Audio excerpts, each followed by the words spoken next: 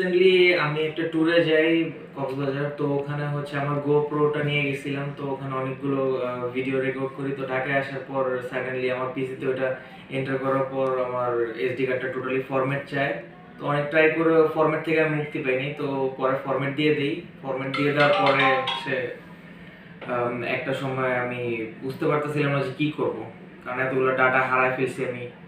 তো পরে হচ্ছে আমার একটা ফ্রেন্ড এটা জানতে পারে সামহাও, আমি ওকে বলি যে এরকম ডাটাগুলো হারাই ফেলছি। তো ও আবার এই যে ডাটা রিকভারি স্টেশন থেকে এর আগে অনেক হেল্প পাইছে।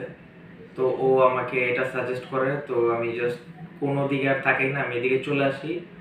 তারপর হচ্ছে ওনারা মেবি সর্বোচ্চ 6 থেকে 7 দিন সময় নেয়। এর মধ্যে যে আজকে আমার ডাটাগুলো টোটালি রিকভার করে দিছি। ইভেন যে আগের ট্যুরের ভিডিও ছিল ওইটাও আমার রিকভার করে দিছে। আমি খুবই খুবই থ্যাঙ্কফুল যে এটাও পাইছি, ইভেন আগে একটা ট্যুর ছিল ওইটাও পেয়ে গেছি। Thank you so much Tata recovery station.